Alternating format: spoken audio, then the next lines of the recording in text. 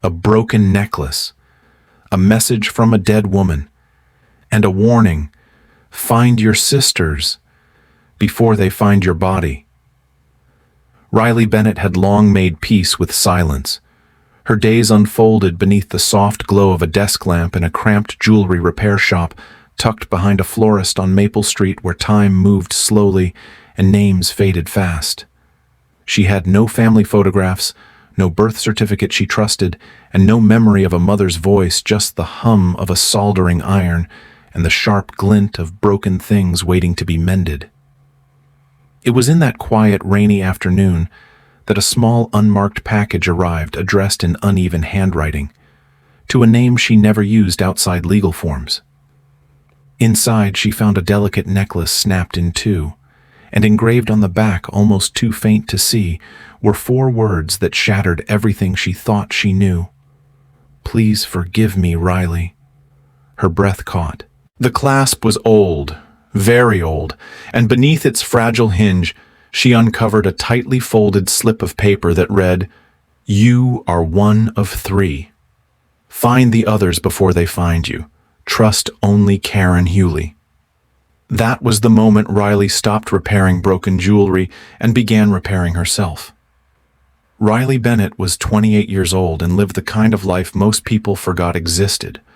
Her apartment was tucked above a bakery that opened too early and closed too late, and her jewelry repair shop sat quietly at the far end of Maple Street, where the foot traffic was thin and the silence came easy.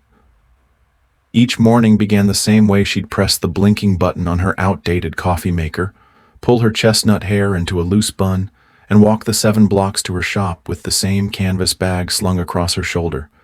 The routine wasn't glamorous, but it was safe, uncomplicated. In a world that demanded noise, Riley had long since chosen stillness. Her hands, precise and patient, had become tools of quiet magic. She specialized in broken heirlooms, a snapped chain from a grandmother's locket, a rusted clasp from a forgotten time, or a cracked gemstone ring someone thought was beyond saving. There was something oddly sacred about fixing what others deemed lost, something that let Riley feel useful without having to explain herself. She didn't advertise. She didn't need to. Those who needed her work always found her somehow. Her clients were few but loyal. They'd drop off pieces with brief smiles and long silences, as if instinctively sensing Riley was not one for small talk. She preferred metal and fire to people anyway. Metal never lied, fire didn't make promises and then leave. People did. Riley kept her workspace tidy, her tools aligned like surgical instruments, and her personal life deliberately blank. There were no framed photos on her walls, no cards or mementos on her desk, and no last name on her shop sign. Just Riley's repairs in faded gold lettering on the door. No one asked Riley where she came from, and she never offered. The truth was, she didn't know the full answer herself. She had vague memories of a foster home somewhere in Kentucky, a string of places that smelled of bleach and regret, and a social worker with breath that always hinted at sadness. No mother, no father. Just a file folder stamped with the word abandoned, and a necklace she hadn't taken off since she was 5 years old. Not that she ever spoke of it. The necklace was the only thing she had brought with her from the time before, the only thing no system had taken. She wore it like armor beneath her shirt, hidden from view, a secret too tender to share. Most nights she sat alone in her studio long after the shop had closed the world outside, dissolving into rain or dusk, while she worked under the halo of her desk lamp. There was comfort in repetition, in the click of tiny gears, the hiss of heated silver, the near-silent music of precision. She lived in the in-between between day and night silence and noise memory and forgetting. Her life was neither happy nor sad. It simply was, and that for Riley had always been enough. Until the day the package arrived. Until the day someone addressed her, not as the woman she had become, but as the child she had tried so hard to forget. Riley Bennett had learned early on that emptiness was easier to carry when you stopped expecting it to be filled. She didn't have stories about her first steps or baby photos tucked into albums, no bedtime songs sung off-key by a tired mother, no Sunday afternoon barbecues or awkward teenage family dinners to roll her eyes at later in life. There were no holiday traditions, no passed-down recipes, no tattered stuffed animals with names and memories attached. People often spoke about childhood like it was a map, messy, but traceable leading somewhere. But Riley had no map, just a void. No matter how far back she reached in her mind, there was nothing before 5 years old. And even those early years were more sensation than memory. The musty smell of an old couch, the flickering buzz of a television in another room, a cold tiled floor beneath her bare feet, the feeling of being watched but never held. She remembered silence. Not peaceful silence, but the thick kind that came from being unwanted, unseen, unimportant. Foster homes came and went, as did caretakers whose smiles never quite reached their eyes. She was a quiet child, they said, which was the kind of thing adults told themselves when they didn't want to ask why a little girl never cried. Riley didn't talk much because there was no one worth talking to. She listened, she observed, and she learned the rules quickly. Don't get attached, don't ask questions, don't believe anyone who says they'll stay. People left. That was the only constant. And so she became good at leaving first, at closing emotional doors before anyone could even knock. At 17, she aged out of the system and left with nothing more than a plastic grocery bag holding 2 shirts, a pair of sneakers, and a bus ticket that had no destination written on it, just the name of a city someone once mentioned had work. She'd found an apprenticeship with an old clockmaker who taught her how to use her hands with precision and her silence with power. She never asked about family. Not hers, not his. It was unspoken between them. Some people didn't come from places, they came from absence. And for Riley, that absence had become a kind of identity. She didn't mourn her parents because mourning required memory. She didn't hate them either. Hatred was a form of connection, and she had none. When people asked, in the rare moments they got close enough to be curious, she would shrug and offer a wry smile. I have no tragic story, no big loss. I just don't have anything to remember. And that was the truth. Or at least it had been. Until that necklace arrived. Until the engraving whispered forgiveness from a voice Riley had never heard but somehow knew belonged to her mother. Until the words on that folded slip of paper claimed she was not alone, but part of something, part of 3. It cracked the foundation she had built so carefully, that she was born from silence, shaped by solitude, and sustained by forgetting.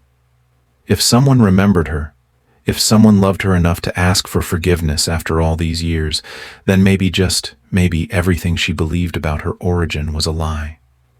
And if that was true, then Riley Bennett no longer knew who she was at all. Riley Bennett had learned early on that emptiness was easier to carry when you stopped expecting it to be filled.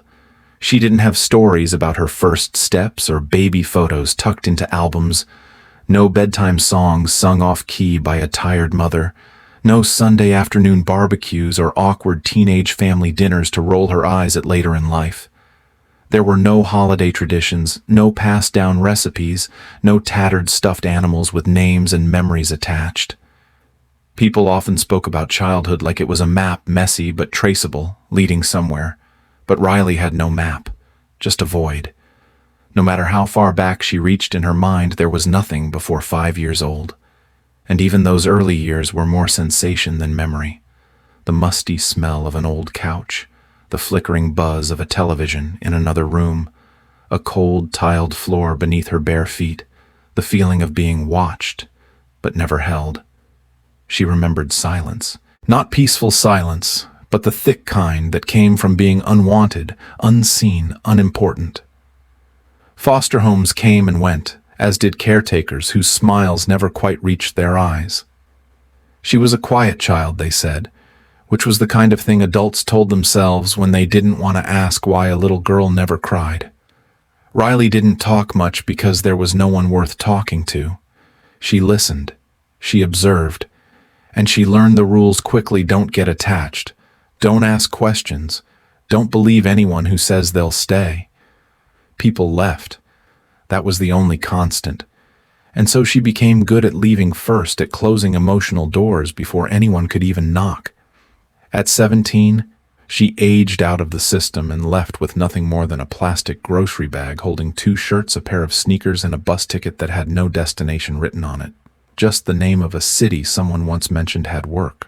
She'd found an apprenticeship with an old clockmaker who taught her how to use her hands with precision and her silence with power. She never asked about family, not hers, not his. It was unspoken between them. Some people didn't come from places, they came from absence. And for Riley, that absence had become a kind of identity. She didn't mourn her parents because mourning required memory. She didn't hate them either. Hatred was a form of connection, and she had none. When people asked in the rare moments they got close enough to be curious, she would shrug and offer a wry smile. I have no tragic story, no big loss. I just don't have anything to remember. And that was the truth. Or at least it had been. Until that necklace arrived. Until the engraving whispered forgiveness from a voice Riley had never heard, but somehow knew belonged to her mother.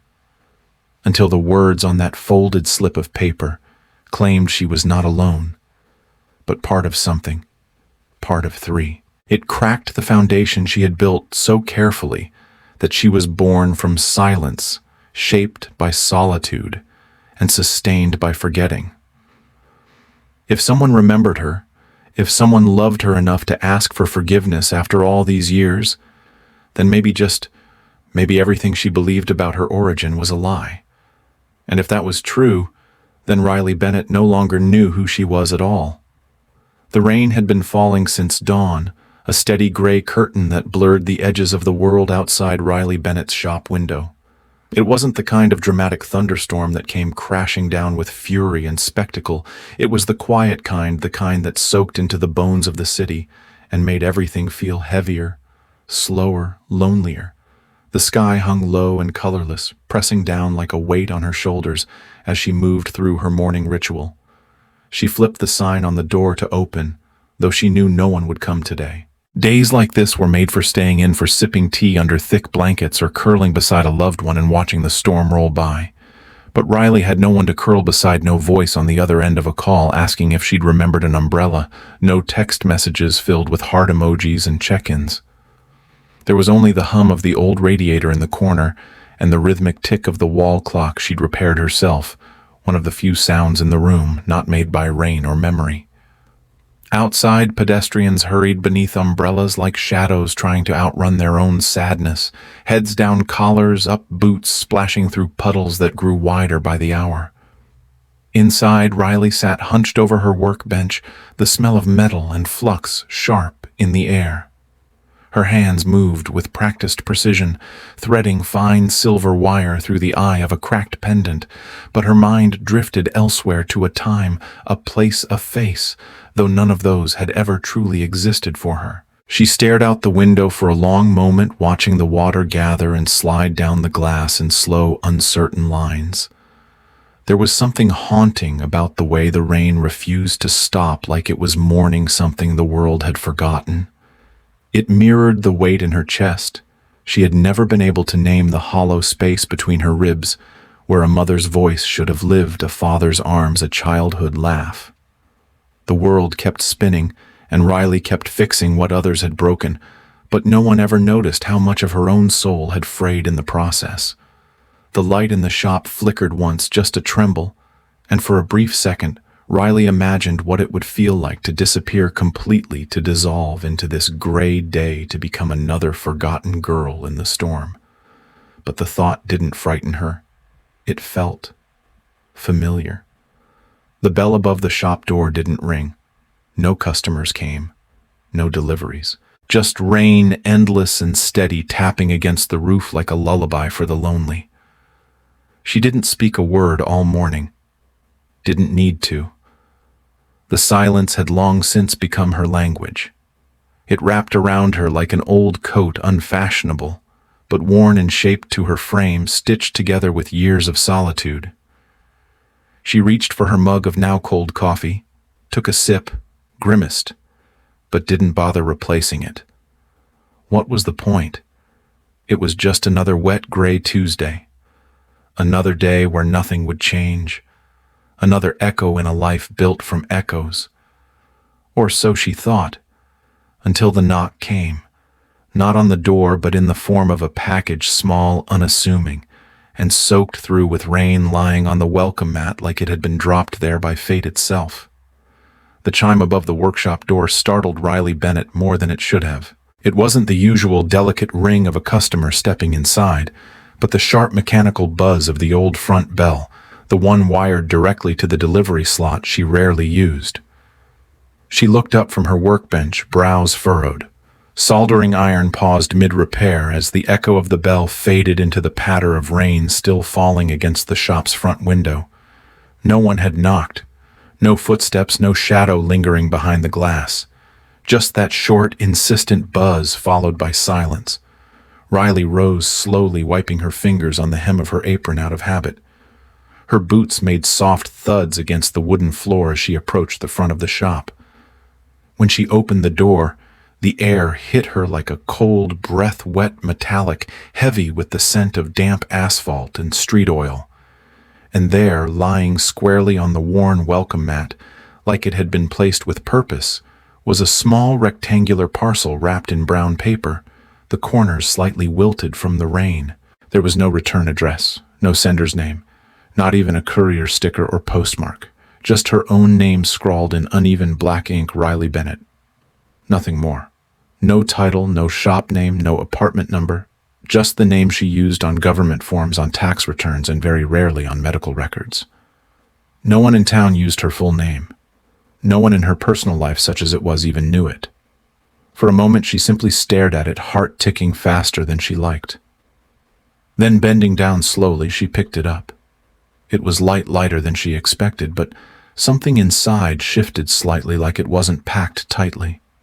She closed the door behind her, flipped the lock, and turned the sign to closed without thinking. The rain smeared shadows across the floor as she carried the package back to her workbench, the worn wood surface now strangely intimidating. She sat down, turning the box over in her hands. No tape, no label, no markings at all, except for her name. Her fingers hovered for a moment. Then she unwrapped the paper carefully, as though peeling back layers of something sacred or dangerous. Beneath the wrapping was a black velvet box worn at the edges, the kind that might hold a watch or antique keepsake. She opened it slowly, and the moment the lid lifted, her breath caught in her throat. Inside, nestled against the dark fabric, was a necklace. Not just any necklace, the necklace. Her hands trembled as she lifted it, inspecting the pendant now hanging loose from a broken chain. The metal was familiar, warm-toned, hand-wrought, delicate, yet unmistakably unique. Her fingertips brushed over the clasp where she had always remembered a tiny engraving but could never read it. Now, with the broken hinge forced open by age or intent, she saw it clearly, 4 tiny words etched in a hand that felt eerily intimate. "Please forgive me, Riley." Her name. Not just engraved, but carved with the kind of care that spoke of regret. This wasn't a repair request. This wasn't a mistake. This was personal. Deeply personal. She sat in stunned silence, the velvet box open before her, the necklace coiled like a secret waiting to be told. Somewhere beyond the window, the rain thickened as if the sky itself was bracing for something. The necklace lay cradled in the black velvet box like a wound reopened. Riley's fingers hovered above it, hesitant, as if touching it might shatter whatever fragile thread still tethered her to reason.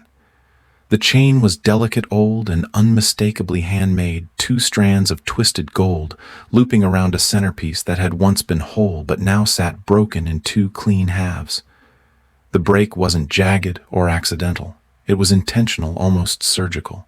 Someone had snapped it not out of clumsiness, but with precision and purpose. And nestled just beneath the chain, folded so small it was nearly invisible against the black lining, was a scrap of paper, thin, yellowed and crumpled at the edges. Riley plucked it out with trembling fingers, her heart pounding louder than the rain tapping against the windows. She unfolded it slowly, and her breath caught in her throat when she saw the message inside. Only you can fix it. The words were handwritten in a shaky, uneven scrawl, hurried, desperate, and faintly smudged by water or tears.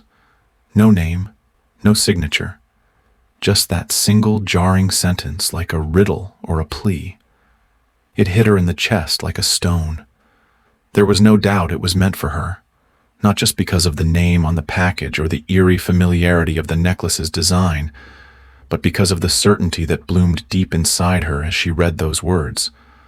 Whoever sent this knew her, not the surface-level Riley, who smiled politely at customers and kept her past carefully sealed, but the Riley beneath all that, the one who had once worn something like this long ago before memory had turned to mist. She picked up the necklace again, cradling the broken halves in her palm. The craftsmanship was exquisite, more intricate than anything she had seen in years, with small, near-invisible details etched along the spine of the pendant spirals, initials maybe, or symbols that looked like tiny stars. It wasn't just jewelry. It was something more, something sacred. She turned the clasp over with the tip of her tool and stared again at the inscription.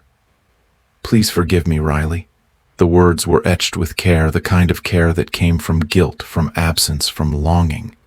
And now this new message layered itself on top of that pain like a whisper from the past. Only you can fix it. Why her? What did they think she could fix? The necklace, the past. A story that had never been told. Her thoughts spiraled, questions crashing over her like waves.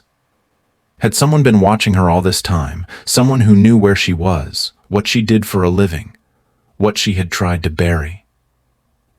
And more terrifyingly, who exactly had she been before she was Riley Bennett, orphan repair artist, nobody? The pendant's break aligned perfectly where it had been split, like it had been paused mid-sentence. She examined the ends under her magnifier, yes, deliberate. Not a flaw, not an accident. An invitation, a test, a key. She placed the two halves side by side on her bench mat, and for a long moment she didn't move. The rain outside was louder now, battering the windows like it too demanded answers. But Riley had none. All she had was a broken necklace, a message written in haste, and a sinking feeling that fixing this wasn't just about solder and metal. It was about unlocking a truth someone had buried deep, and only she had the hands to uncover it. Riley leaned in closer, her breath shallow magnifying glass, trembling slightly in her fingers as she examined the necklace's clasp again. The outside was familiar, ornate, yet subtle, the kind of design only someone with a deep love for quiet beauty would commission. She had studied hundreds of clasps in her career, but something about this one unsettled her. She turned it delicately with her tweezers, adjusting the angle of the bench light until the hidden hinge inside clicked softly. That was when she saw it. Not just the surface inscription she'd noticed before. "Please forgive me, Riley," but something else carved into the interior of the pendant, so faint it was almost invisible unless the clasp was forced fully open. It wasn't part of the outer design, nor was it engraved with the same precision. This message was messier, shakier, desperate, and it wasn't signed to her by name, it was signed in bloodline. The words scratched in tiny, uneven letters like a final breath etched in metal read, "Forgive your mother." Riley froze. The glass slipped from her hand and landed softly on the velvet lining, but she barely noticed. Her breath caught in her throat, and for a long, terrible moment the room tilted, no collapsed inward. Her hands, so steady with microscopic repairs and fragile stones, now trembled as if the words themselves had reached into her chest and torn something loose. Mother. It was a word that held no shape in her memory, no voice, no scent, no warmth. It was a title she'd only ever heard other people use, the kind of word that lived in books or sat carved into grave markers. She had never said it out loud, not once in 28 years. She had never written it on a birthday card, never whispered it in a dream, never tasted it on her tongue in moments of need. Mother wasn't a person to her, it was an absence, a question, a silence that grew louder with every year of her life. And now here it was, crawling out from the hollowed-out clasp of a broken necklace, begging for forgiveness. A message from someone who should not exist. A ghost. Her eyes burned, but no tears came. She was too stunned, too cracked open to cry. Questions swarmed her brain, chaotic and merciless. Who had sent this? Was it truly from the woman who had brought her into the world and vanished like a vapor? Was she alive? Dead? Had she chosen to disappear, or had she been forced to? Riley's entire life had been built on the quiet certainty that no one had ever cared enough to leave a trace. And yet, here was a trace, a trembling whisper of guilt and blood, buried inside an object that had somehow found its way to her doorstep in the middle of a rain-soaked Tuesday, no different from any other. Her pulse pounded in her ears as she clutched the pendant to her chest, trying to steady her breathing. "Forgive your mother." The words echoed like a chime inside her ribcage, painful and unfamiliar. They were not a request. They were a revelation. And in that moment, Riley knew nothing about her past had been what it seemed, not the silence, not the orphanhood, not the careful distance she had maintained from the world. Someone somewhere had known her name. Someone had loved her or failed her enough to carve that plea into metal and send it across time and silence. And now that truth was unraveling everything she thought she knew about who she was and who she might become. Riley sat at her bench with the velvet box open beside her, the broken necklace laid out with the same care she gave to ancient heirlooms and rare commissions. Though this one, this whisper from the past, felt like neither and both. Her tools were lined up neatly. The jeweler's loop, the precision torch, the micro-forceps all ready as they had been 1,000 times before. But her hands felt strange, like they no longer belonged to her. It wasn't nerves exactly. It was something deeper, older, like a part of her was waking up from a long sleep. She inhaled slowly, forced her fingers to obey, and began inspecting the fracture. It was cleaned surgically, so as if the necklace had been snapped not in a moment of rage or accident, but in ritual with intention. The clasp, too, had been altered. At first she thought it was a secondary engraving, perhaps a locket hinge built into the design, but as she turned it under the light, something shifted within the metal itself. Not just light, but depth. A flicker of movement. Her breath caught. She leaned in closer, angling the tiny mechanism just right, and then click. A seam she hadn't noticed gave way, and the clasp opened wider than it was meant to. Not broken. Engineered. Her fingers trembled slightly as she used the tip of her micro-pick to explore the new hollow chamber inside. And that's when she saw it. And folded so tightly it was almost invisible, tucked into the dark recess. Like a secret meant only for the one who knew where to look, was a sliver of paper no wider than a matchstick. It was yellowed brittle at the corners and bore the unmistakable impression of being untouched for decades. Carefully, reverently, Riley used her forceps to extract it. The note was thinner than any she'd handled before, almost rice paper in texture, translucent in parts from age and compression. She unfolded it with the slow precision she'd used once on a centuries-old brooch sent from a museum in Prague. This felt no less sacred. The message inside was handwritten, barely legible. The ink faded and bleeding at the edges. But she could still read it. 5 words. That was all. You are one of 3. The room went still. The rain, the hum of the bench lamp, the faint creaking of the radiator, all of it faded into silence so complete, Riley felt as if the world had been drained of sound. She stared at the paper, then back at the necklace, then at the velvet box, like it might offer explanation. 1 of 3. 3? What 3 necklaces? 3 daughters. 3 secrets buried beneath years of lies and absence. Her mind scrambled to make sense of it, but the words didn't feel metaphorical. They felt exact, measured, true. She felt it in her bones the way you feel the approach of a storm before it hits. Something massive had just shifted. The necklace wasn't just a relic or a plea for forgiveness. It was a key, a message inside a message, inside a lock.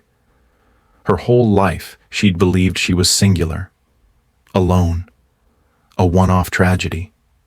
But now that belief had a crack running through it, just like the necklace itself. And through that crack, the truth had started to slip. Riley's eyes burned as they followed each shaky, time-worn letter, her breath-shallow fingers still trembling from the act of unfolding the delicate slip of paper hidden in the clasp of the necklace. The initial shock of reading, "You are one of three," had already begun to fracture her world, but what followed next pushed her into a realm where reality bent, and every truth she had clung to suddenly felt like a lie wrapped in silence. Beneath the first sentence, written in the same shaky hand but with a firmer, darker pressure, as if whoever wrote it was racing against time or danger, were more words, each one pressing harder into the paper, leaving tiny grooves where the pen had scratched the fibers raw. "The other two are looking for you." Riley stared at that line, the weight of it crushing down like a wave. Two others. Two people alive somewhere in the world, connected to her by more than fate, by blood, by history, by a secret so dangerous it had been buried inside a broken necklace. Her heart thundered in her chest as her eyes dropped to the final sentence words that felt less like information and more like a warning. But someone else is looking for them too. That single sentence felt like a shadow slithering across the page, as if the writer had leaned over this note in terror, knowing they were being watched. Riley swallowed hard. Her throat felt dry, her mouth bitter. This wasn't a riddle anymore. This was a map to people she had never known existed, siblings. Sisters, she didn't dare speak the word out loud in a silent chase that had already begun. If she had received this necklace, that meant time was up. Something had shifted. Someone had made a move. She scanned the bottom of the note, hands numb, eyes wide. There it was. A name, a lifeline. "Find Karen Hewley. She will tell the truth." Riley whispered it under her breath like a prayer. Karen Hewley. The name meant nothing to her, not a customer, not a local, not a family friend. But it pulsed with urgency the way buried names sometimes do when they surface after years underground. The letter offered no address, no phone number, no city or state. Just a name floating like a fragile buoy in a sea of unknowns. Her mind raced. If this Karen Hewley held the answers, then someone must have sent this message in the final moment of safety before the truth became too dangerous to deliver in person. Someone who knew they wouldn't make it to Riley in time. Someone who had chosen the necklace not just as a symbol, but as a vessel for truth.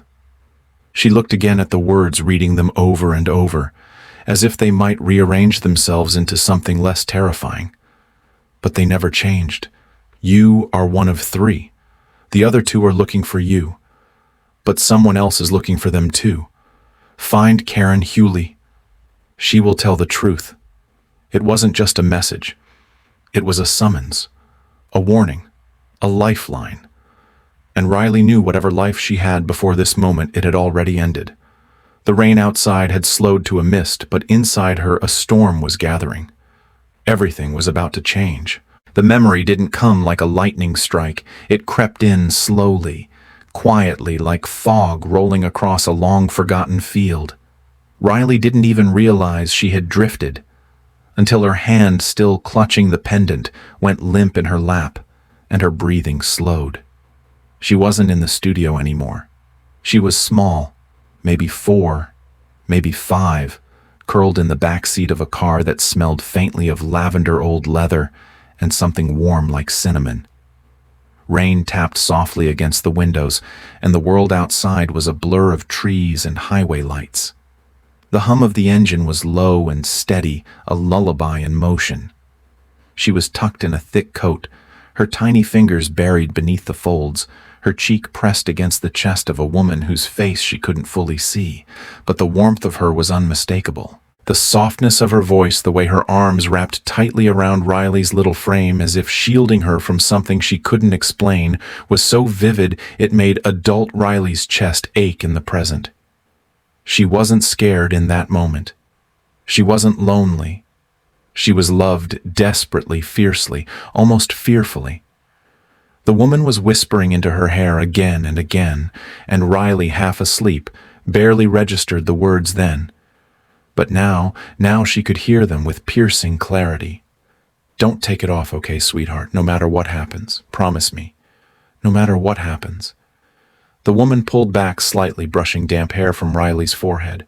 Her face was shadowed, her features a blur behind memory's haze, but her eyes were bright and wet and filled with something like sorrow wrapped in love. "Don't let anyone take it from you," she whispered, and her fingers moved to Riley's neck. The chain was cool against her skin at first, but as the pendant settled just below her collarbone, it warmed instantly, as if it knew it belonged there. The woman's hands trembled slightly as she adjusted it. Then she pulled Riley close again, holding her so tightly it felt like she was trying to memorize the shape of her. "You're my brave girl," she murmured, rocking gently. "My heart, my everything. You won't remember this right now, but maybe someday you will. Maybe when it matters." The car slowed, headlights flashed, tires swished against wet pavement. There was tension in the air and unspoken urgency. The woman's voice dropped to a whisper barely audible over the rain. "If I don't come back, you'll be okay. Someone will find you. Just don't take it off, Riley. Please. Not ever."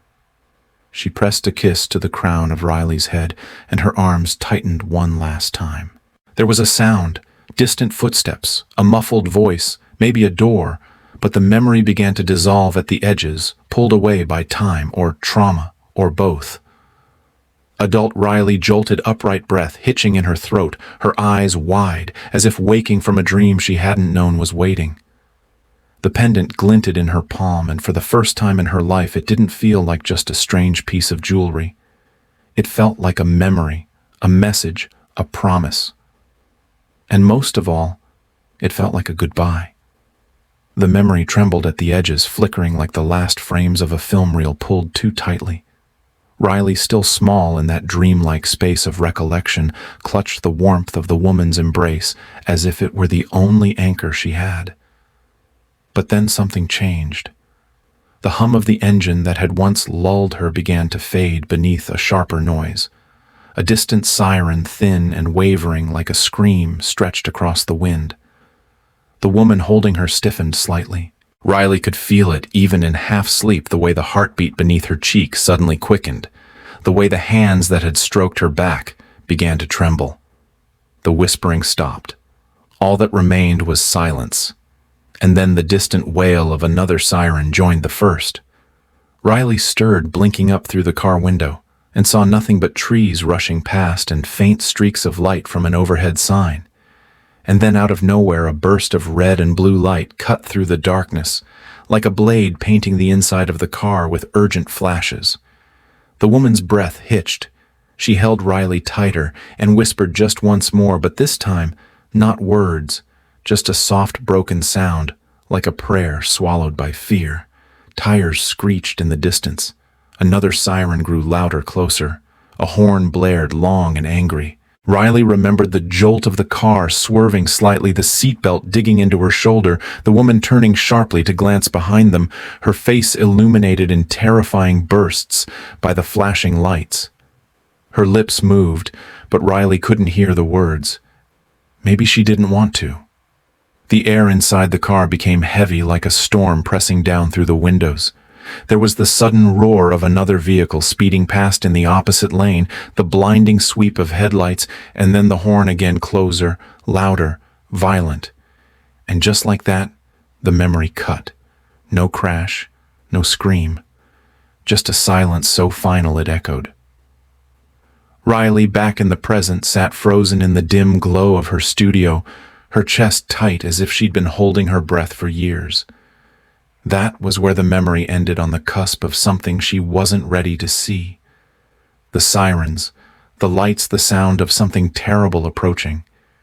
She had no memory of what came after. Just a void.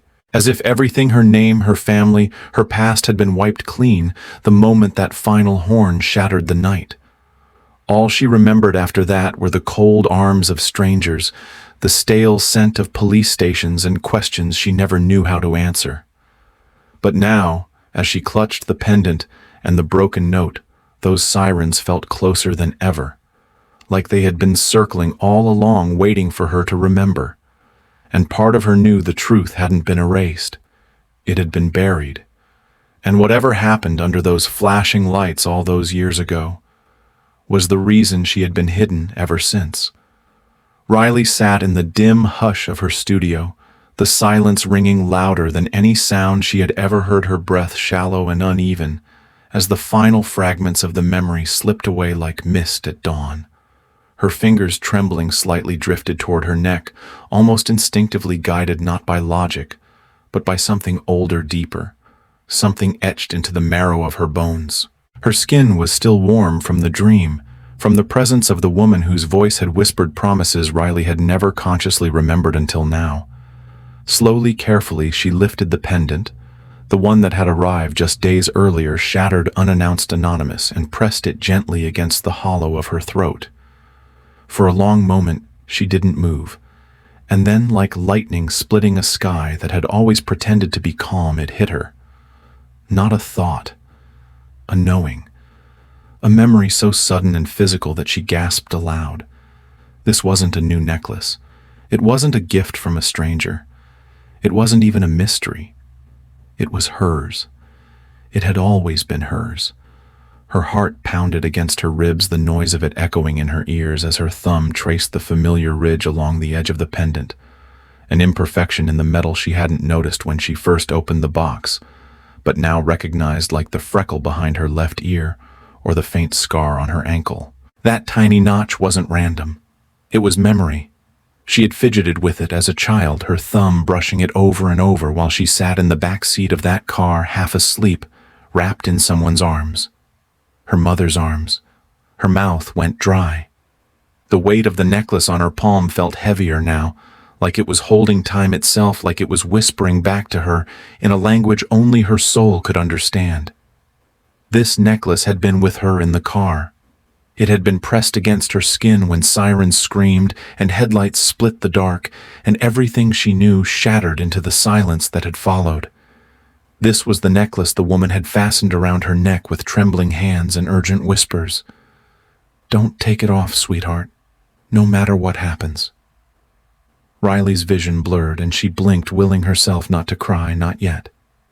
She needed to hold the moment steady to see it clearly. She tilted the pendant in the light, letting it catch the beam from her desk lamp, and there it was again, the inscription she had only glanced at before now, shining like a beacon. "Forgive your mother." And beneath that almost invisible, "You are one of three." Her breath caught as something inside her cracked open. This wasn't just jewelry. It was the last thread connecting her to a woman she hadn't seen since that night, a woman she hadn't been allowed to remember. She stared at the pendant and whispered aloud, almost in disbelief, "You came back to me."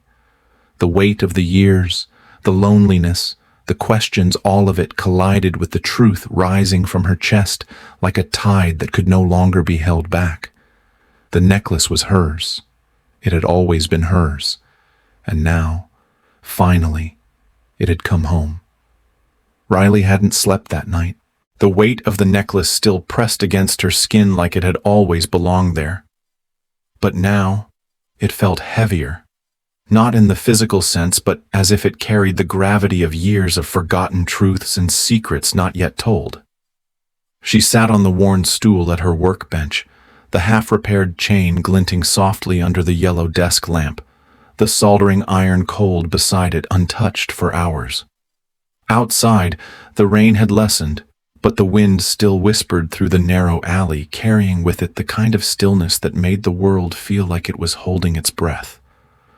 Her phone buzzed against the glass table, the sound sharp, jarring, cutting through the silence like a blade. She hesitated before picking it up. The screen glowed with a number she didn't recognize. No name, no contact history, just a long string of digits that seemed to hum with urgency. She unlocked it, thumb trembling slightly. The message was short. Only 2 sentences. Did you fix the necklace? They're getting close. Trust no one but her. Riley's chest tightened. She read it again, then a third time, each word sinking into her like tiny shards of glass. Did you fix the necklace? That meant someone was watching. Someone knew not only that she had received it, but that she had started to repair it, that she had seen the message inside the clasp, had read the inscription meant only for her. They're getting close. Who were they? The ones looking for her? The ones looking for the others?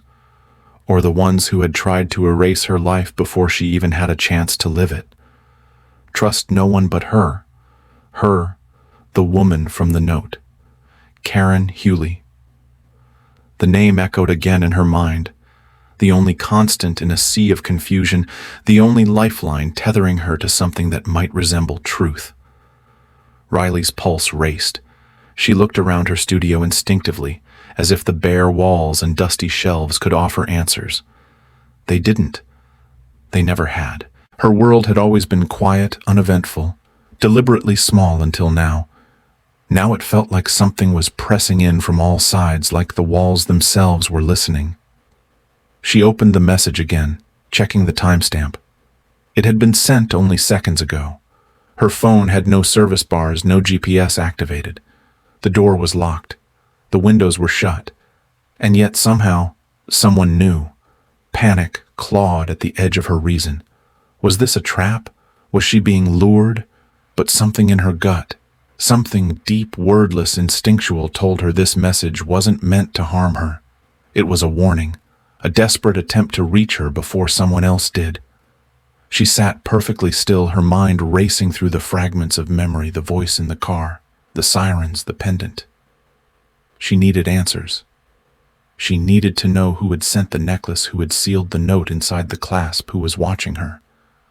But most of all, she needed to find Karen Hewley. If that name was real, if it wasn't just another phantom meant to mislead her, then Karen was the only person she could trust, the only one who might tell her why she remembered nothing, why she had been left behind, and who she really was.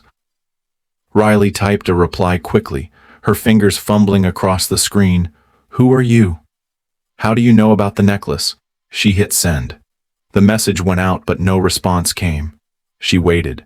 A minute passed, then 2. Nothing. No read receipt, no typing bubble, just silence. She sent another, please. Tell me who you are. I'm scared. Still nothing. She stared at the screen until it dimmed her reflection, staring back at her like a stranger. The pendant, now whole again, rested in her palm. She closed her fingers around it, feeling the cool metal press into her skin. Whoever had sent that message, whether friend or stranger, knew something. And that meant the clock had started. Someone was coming. And Riley had just become the target of a story that had begun long before she ever knew she was part of it. Riley's breath caught in her throat, and for a moment the room spun, not from motion, but from the slow, suffocating realization that what she had stepped into was far bigger than she had dared imagine. The message, short and chilling, still echoed in her mind like a drumbeat. Did you fix the necklace? They're getting close. Trust no one but her. Her fingers trembled as she set the phone down, but her thoughts were no longer simply scattered. They were exploding outward in all directions, drawing threads between memory, instinct, fear, and the terrible awareness that her life had never been her own. This wasn't about a lost mother. This wasn't even about a forgotten childhood. This was something else. Something darker. Something that had stalked her across the years in silence, hiding behind locked doors and unanswered questions, waiting for the moment she would remember just enough to be dangerous. She stood up from the workbench, the stool scraping loudly across the floor, but she didn't notice. Her chest was tight, as though something long buried was beginning to rise thick and heavy with truth. If someone knew she had the necklace, if someone had been watching her, tracking her without her knowing, then this wasn't a story of family reunion. It was a warning, A hunt, a secret that someone had tried desperately to keep hidden, and now for the first time it was slipping loose. Riley had always assumed her isolation was a choice, a quiet, invisible life built around routines and solitude. But what if that life had been constructed for her? What if she had been protected not by distance, but by ignorance? And now that she had remembered even just a little, the protection was gone. The truth she had always craved had a cost, and it was coming. The message didn't say they're coming for you, it said they're getting close. Close to them. The others. The ones like her. She was one of 3. That line from the note burned in her chest, now searing with new clarity. Triplets. Sisters. Scattered, separated, hidden. Why? Who would do that? Who could orchestrate such a thing? The adoption records the blank spaces in her childhood. The hospital bracelet she once found in a box she wasn't supposed to open. It all came rushing back with the velocity of a wave, crashing over years of silence. She had thought the necklace was a message from a mother reaching out through time, a personal plea to forgive, to reconnect. But now she saw it differently. It wasn't just an heirloom, it was a key, a trigger, a signal. Someone had been waiting for her to remember, and the moment she began piecing the fragments together, the silent world around her began to shift. Riley moved toward the window and peeled back the curtain just enough to see the street. Empty. Still. But it didn't calm her. It only made the silence feel more dangerous. She could feel it now under her skin, a current, a presence, something watching. If they had eyes on her, then the others weren't safe either. Her sisters, wherever they were, might already be in danger. Or worse, they could be unknowingly walking into a trap, just as she nearly had. What secret could be so threatening that children had to be separated at birth, hidden with false names erased from memory and from each other? This wasn't about abandonment. This wasn't about a family falling apart. It was about something buried, something worth lying for, worth hiding, worth killing over. And if Riley was just beginning to understand it, then someone else already knew the truth and was moving fast to make sure she didn't live long enough to uncover it all. The fear that gripped her now wasn't paralyzing, it was awakening.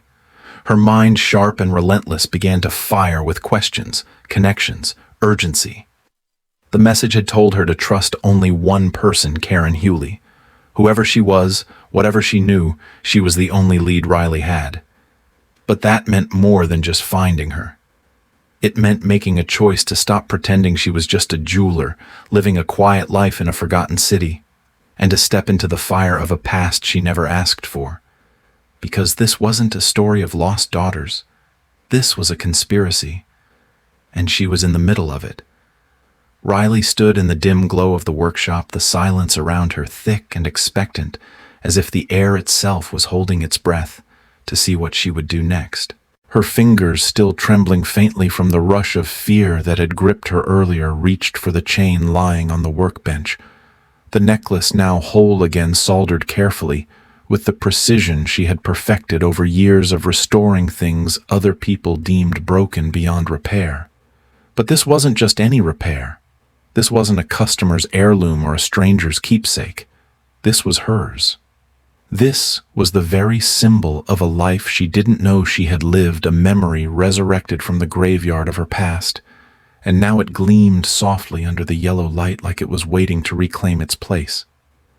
She picked it up slowly, reverently, her eyes tracing the delicate links, the polished pendant, and the nearly invisible hinge that had once hidden the truth from her.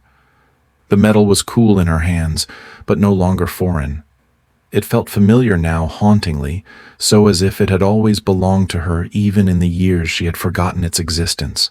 Without a word, Riley turned to the mirror that hung above the sink, a small rectangular slab with chipped edges and water spots that never quite wiped away. She stared at her reflection, not with vanity or doubt, but with the kind of careful scrutiny one gives a stranger they're trying to remember. Her face was pale, drawn tight from sleepless hours and the weight of everything she had just uncovered. But in her eyes, those deep storm-colored eyes, there was something new. The soft fog of disbelief that had hovered there since the moment the package arrived was gone, replaced by a hardening clarity, a sharp resolve rising to the surface like steel forged under pressure. Slowly, deliberately, Riley fastened the necklace around her neck. The clasp clicked into place with a soft finality that made her flinch, as if the sound itself sealed her decision. She looked at herself again and didn't recognize the woman staring back. Gone was the quiet, self-contained jeweler who lived for routines and empty silences. In her place stood someone else, someone who had nothing left to lose and everything to discover. She grabbed her coat from the back of the stool, the same gray canvas jacket she had worn every day for years, but now it felt heavier like armor. She pulled it on and tucked the pendant beneath her shirt, letting it rest against her skin like a hidden vow. She didn't know who was watching. She didn't know where Karen Hewley was or what answers she might hold. But she knew she couldn't sit still anymore. She couldn't stay hidden behind a counter fixing other people's stories while her own unraveled in the shadows. She walked to the door of the studio and rested her hand on the handle. For a brief second, her breath caught her heart pounding like a warning in her chest, as if stepping outside might trigger something she couldn't undo. But she ignored it. The fear was still there, coiled low in her stomach like a sleeping serpent, but it no longer ruled her. It was fuel now, not chains. She turned the knob and opened the door. The wind hit her like a whisper, cold, insistent, and oddly familiar. The rain had stopped, but the air was soaked in the scent of wet asphalt and unseen danger. She stepped out, locking the door behind her, sealing that chapter of her life inside like a cocoon she would never crawl back into. The street was quiet, the world unchanged, but inside her, everything had shifted.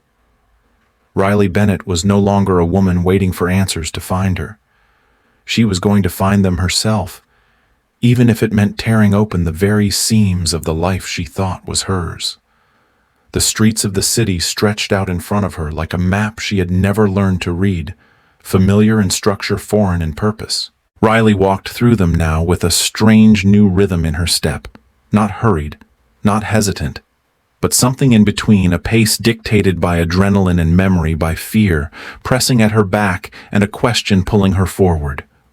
The pendant beneath her shirt tapped softly against her chest with every movement like a metronome counting down to something inevitable. Every sound seemed sharper now, the hiss of tires on wet pavement, the rattle of a distant train, the clink of a glass being set too hard on a diner counter through an open window. All of it felt like a signal she couldn't yet translate, but knew mattered. Her thoughts raced in fragmented spirals, looping back to every detail she could remember, the message, the solder line she had etched across the broken clasp, the familiar curve of the pendant's edge against her skin, and most of all, the note that had changed everything. "You are one of three." That line echoed endlessly. 3. Not one, and not abandoned, not forgotten, not alone by coincidence, but separated by design like puzzle pieces scattered before the box could be opened. She tried to imagine them, the other two. What did they look like? Where were they now? Did they remember anything? Were they scared like her? Or had they known more all along and were just waiting for her to catch up? That thought made her heart clench. What if she was the last, the slowest to remember, the furthest behind? What if she'd wasted time, precious, irreversible time, believing her solitude was self-inflicted when it had actually been enforced? But the guilt couldn't slow her anymore. It only sharpened her. Her footsteps carried her past the corner bodega, past the shuttered pawn shop, with the flickering sign, past the bakery where she used to sit on Saturdays, with a coffee and a book, pretending the world wasn't hollow. She wasn't pretending anymore. The world was hollow because the foundation of everything she'd believed had just cracked wide open. She stopped in front of the crosswalk, the red hand flashing stubbornly as a car rolled past, its headlights smearing light across the puddled street. In the reflection of the storefront window beside her, she saw herself clearly. Not just her coat, or the tired look in her eyes, or the stray strands of hair matted by damp wind, but the shape of a woman who had never truly been whole.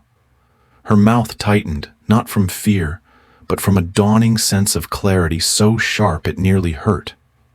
She reached up instinctively and touched the spot where the pendant rested beneath her collar, as if anchoring herself to that small, fragile object was the only thing keeping her from unraveling again. It wasn't just metal anymore. It was history. It was a signal. It was proof. And it was a warning. Her mind snapped back to the final line of the message, "Don't trust anyone but her." Karen Hewley. The name pulsed in her skull like a beacon. That woman, whoever she was, held the key to everything, and Riley knew now that if she didn't move, if she didn't find her first, someone else would. And maybe they wouldn't ask for answers. Maybe they'd just burn them. The wind shifted again, brushing cold against the back of her neck, and she turned instinctively, scanning the street behind her. Empty. Still. But she didn't trust that anymore. Stillness didn't mean safety. Silence didn't mean peace. In her world, silence had always been a mask, a curtain drawn over screams, a lid pressed down over the truth. Not anymore. She crossed the street as soon as the light changed, moving faster, now more purposeful. Every step felt like a thread pulling her towards something she had tried to forget, something that had waited long enough. She had lived 28 years thinking her pain was random, her abandonment an accident, her broken history just bad luck. But nothing about this was random. Nothing about her life had ever been simple. And as the rain began again, soft, persistent, and oddly rhythmic, she felt something inside her settle into place, not comforted, not resolved, but determined. Her fingers curled into fists inside her jacket pockets, not from fear, but from the fight she could feel rising in her chest. This wasn't just about finding out who she was. It was about reclaiming everything that had been stolen before she even knew it belonged to her. Her identity, her sisters, her truth. And as she moved through the dark, wet streets, guided now not by routine but by instinct, one thought rose above the noise of the city. The rain and her racing pulse, a narration of self-quiet but unshakable, the kind that came not from discovery but from revelation. I always thought I was one. But I was only a fragment waiting to be put back together before someone breaks us all for good. Sometimes the most important parts of who we are come not from what we remember, but from what we discover. Riley's journey began with silence, with the ache of not knowing, the fear of being alone, and the belief that her story ended where her memories did. But life has a strange way of keeping the truth alive, even when the world tries to bury it. The broken necklace wasn't just a clue, it was a metaphor. How many of us walk through life feeling like fragments, wondering why something inside doesn't quite fit?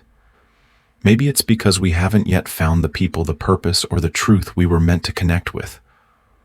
Riley reminds us that identity isn't always given. Sometimes it must be reclaimed. And even when the answers are painful or the road is uncertain, facing that truth is always better than living in someone else's silence. In the real world, so many people carry hidden pieces of themselves, questions about their past, shame about their origins or wounds, inherited from families that never gave them closure. But no matter where you come from or what's been lost, you still have the right and the power to write your own ending. The moment Riley chose to step outside, put the necklace back on, and seek the truth was the moment she stopped being a victim of her story and started becoming its author. That choice belongs to all of us. Whether you're searching for your identity, rebuilding after betrayal, or just trying to understand where you belong, remember this wholeness doesn't come from having all the answers. It comes from not being afraid to look for them. So if this story moved you, if you've ever felt like Riley, like a single thread unraveling in the dark, drop a comment below. Let us know what part hit you the hardest. Save this video to revisit when you need strength. And if you want more powerful emotional storytelling that reminds you you're not alone in this messy, beautiful journey of life, don't forget to subscribe, tap the bell icon, and share this with someone who might need it. Because stories heal. And sometimes they help us put our own pieces back together.